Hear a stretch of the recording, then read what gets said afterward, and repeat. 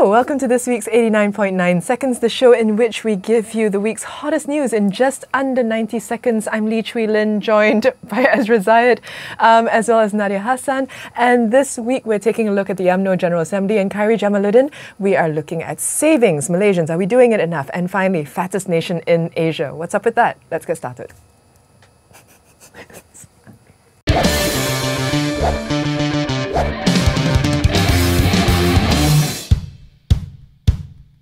This week, the UMNA General Assembly has been ongoing and Khairy has had some interesting things to say, mostly about Malay rights and how talking about them does not make you racist.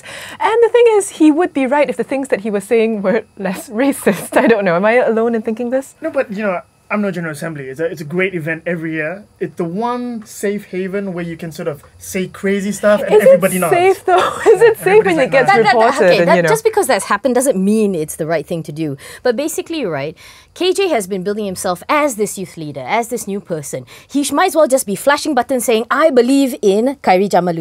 But the thing is, right, he's a politician. Why are people so amazed when he flip-flops? He's a politician. I understand that, but I think because he's flip-flopping from two extremes, it's this huge extreme and you don't expect him to sort of swing all the way around. He's a politician. But if you look at a larger arc since he's been back, there was the Abdullah Badawi era, and then there was, when he was sort of ostracized, and now he's back, he's the comeback kid. Yeah, yes. In about a couple of weeks, he was the comeback kid only because he hitched his wagon to the wrong train. Yeah, but that's part of that game plan, because 2 weeks from now, 2 months from now, he's going to say something liberal, and as somebody observed on Twitter, everybody's going to forgive him. Do you really think we'll fall for it? Sorry? Do you really think we'll fall for it, though? Everybody falls for it. And I don't know. You fall for it as well. I'm not going to fall for it, Ezra. I'm putting this down. I'm not going to fall for it. Yeah, so you were not going to wear the badges that say you believe in him, basically. Well, I never was, to be fair, but I think there's a lot of people do, That's the thing. There's this idea, though, that, it's... Are you okay? There's this idea, though, that somehow that politicians need to be held accountable. And I think, they do. Yeah, I know that. But, if you look at what he's saying, it's almost as if he doesn't believe I'm no rocks.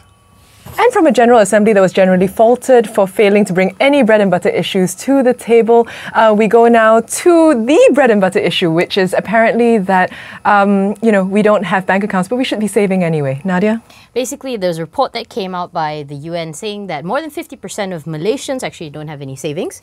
And that means that if anything happens to them, they lose the job or aliens They're just invade. gone. They're gone. And basically also the fact that 1 in 3 don't have bank accounts.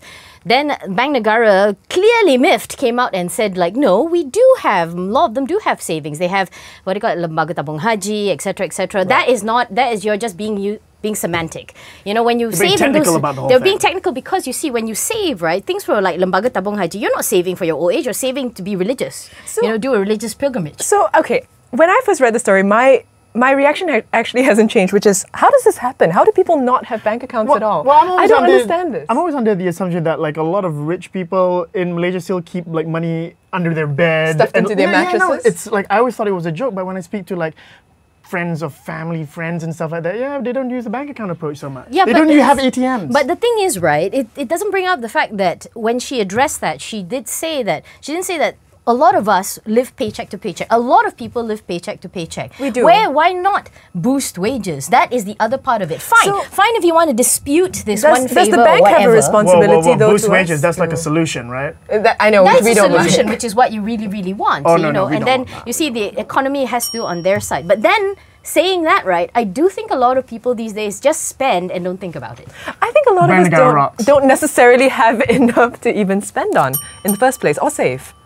And from bread and butter issues, we're looking at too much kaya and toast because Malaysia, see what I did there? Malaysia is the fattest nation in Asia or Southeast Asia, depending on which reports you read. And Ezra. Yeah, so there's this medical journal, The Lancet. That's bedtime reading for all of us. Yeah. And so nearly 45% of women and nearly half of all men in Malaysia are either obese or overweight.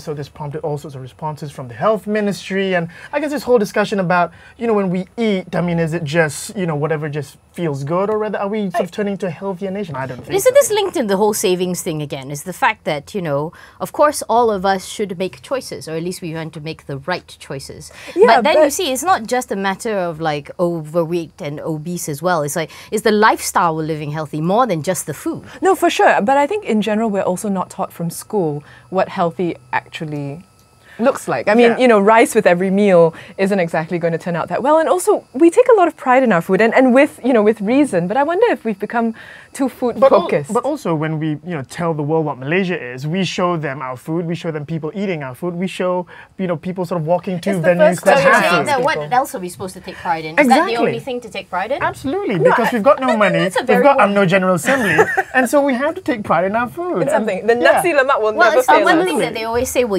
unify the thing, but I think by rights it should be taught in school. Savings, healthy eating, or at least living a healthy lifestyle.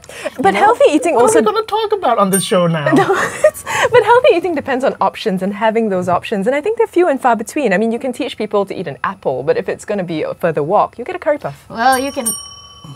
And that is it for this week's episode of 89.9 Seconds. As always, you know the drill. If you have comments for us, do leave them in the box below. And if you want more videos like this, subscribe to video.bfm.my.